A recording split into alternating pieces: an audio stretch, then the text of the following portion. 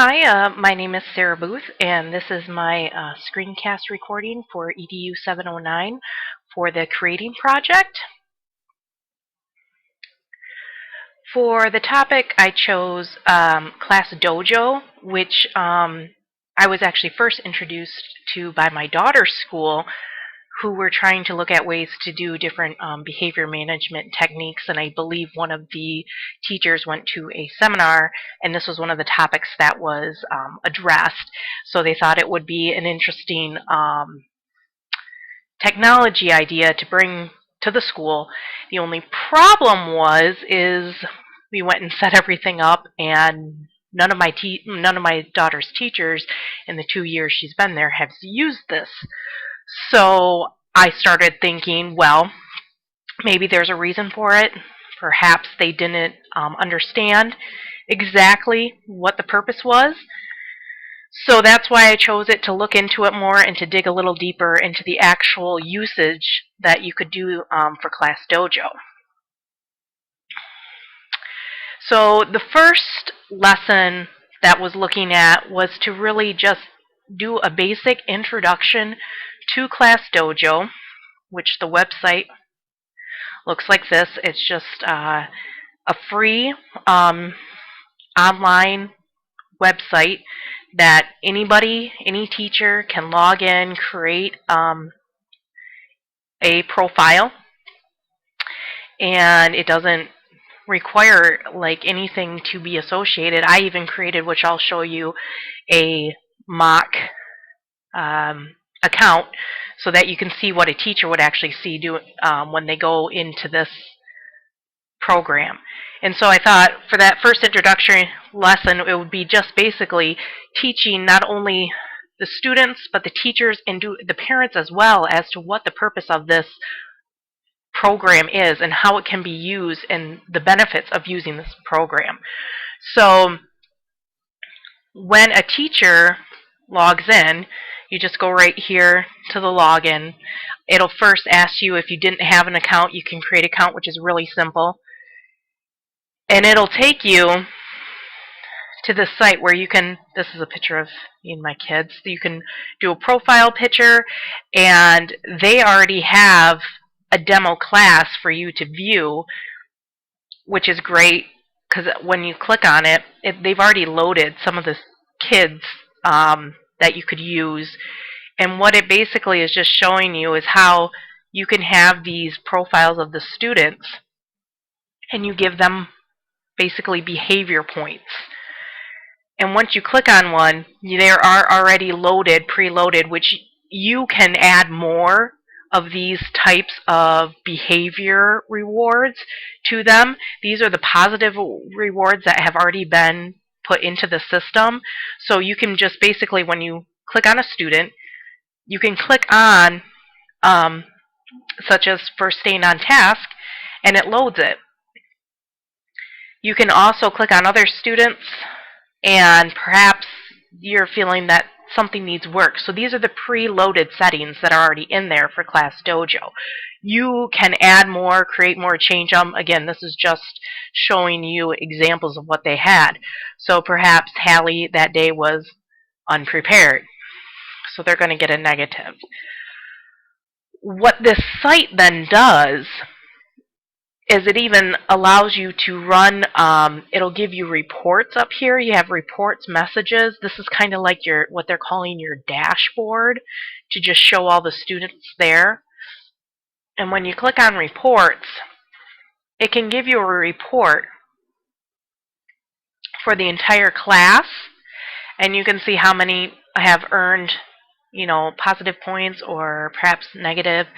And then you can also even click on individual students. So there is just so much that this system can do, this program could do. And even within the site, it has like student videos, parent videos, which are just really them telling you what the program's about. I won't play the whole thing, but they're cute little videos.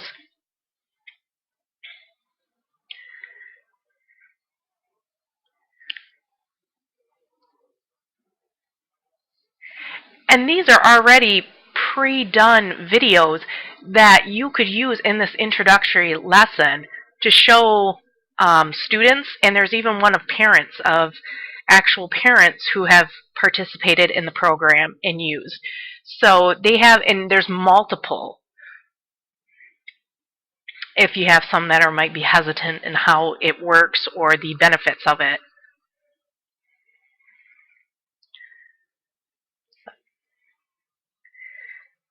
I won't make you go through the whole thing, but basically it's talking about how they were apprehensive first as well in doing, and this is all on this site, on Class Dojo. It's nothing you had to search for. They have links to everything. There's even a letter. They've already designed the letter that you can use to hand out to parents to tell them what Class Dojo is about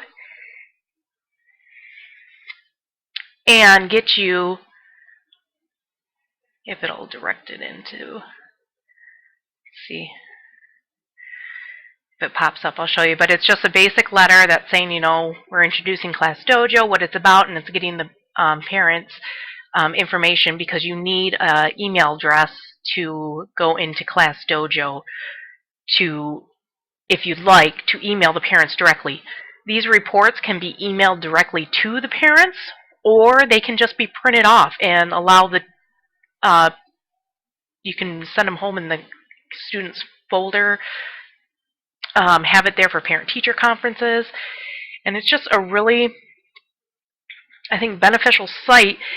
Initially, it will take some time just to set up, but once you have it, it's pretty easy, and it takes minimum time. You can even download an app to your phone, to your smartphone, to a tablet, which a lot of classes now have available to teachers to just use, and it's a visual for students to physically see what their behavior is looking like. It's a great way to also, if you have a student who needs that extra help, to perhaps understand what is causing their behavior, what they need to do to improve it. This is just a great way to really show students how to help and increase positive behavior. That's what it's about. It's not really just about, showing negative, but increasing positive. Messages can also be sent home. You can pick a student and you can send a note to the parent, such as you can say they turned in all homework, and you send it. And I know this one's hooked up. I picked Hallie as my default to actually send to my email. So when you see me log in as a parent, you'll see that I'll have a message now from the teacher for my child, showing me something that the teacher has communicated with me. The parent in turn can then also send an email to them as well. And that was really going about the first lesson, was looking at how do we introduce it, get them on board, wanting to participate, wanting to do this. The advantages to this program, one, it's free. It literally has no cost, no upgrades, no anything at this point. It is what you see, what you get. It's all free. It also gets parents involved and keeps them informed. I know as a parent, I constantly am wondering what they're doing. Are they doing okay? You can, not all the time do you get to meet with the teacher and talk with them right after school, or before school. This gives you the opportunity to communicate them when you come home from work or when you're looking at your emails, that opportunity to go in and kind of have that conversation. And it also gets students involved in the process. They're not just a sideline to their own academic and behavior success. They're participating and understanding and seeing what their behaviors are doing with them in their class. Some of the disadvantages: currently you cannot share the information with other teachers. The only way you could do it is if you gave that other teacher your login information and acceptable user policies. In most schools, that is a big no-no. So you can have other ways to work around it, such as I said, you can print off a list of students, you can let them know what the kind of participation points you assign, and they can just write those down, and you can put them later into the actual database. And it's only as good as the input. like I said, unfortunately my daughter's teachers did not use it, so therefore it was pretty much useless because I have nothing to work from. I would love to see that progress report and be able to communicate back and forth with them on during my time when I'm available. So again, it's only as good as the information you put into it. That kind of brings us into the lesson 2, which I was looking at, okay, now that we've introduced them, we've done this, we got to get them thinking now that this is going to be a regular process and a regular thing we do in the class. So one of the things is we need to start looking at creating behavioral plans. And that's, again, where you go in as the teacher, and the teacher can then set up those behavior points of what they're saying are positive and negative in a whole class structure. You can have this class sit down in the beginning lesson, talk about what do we want as our, positive points and what do we want as our, needs work points. And then looking at creating those behavior plans with the student. For the second lesson, you would have to have at least 2 weeks probably worth of information to make these reports actually make sense or understand to the student, to see a pattern of issues or something that they need to work on.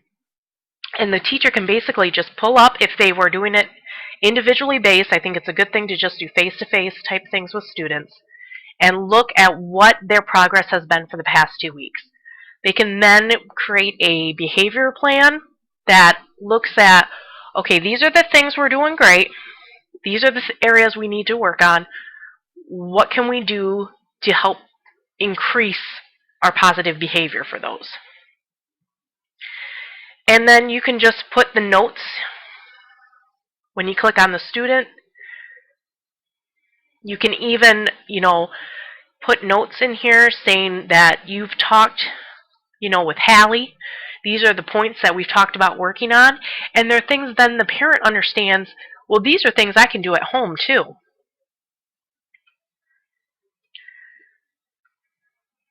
And so now we're going to go, and that will help the parent have the knowledge of the child's progress and how to help them improve those lessons. So if I log out, and I'm going to try and log in, hopefully it won't give me a...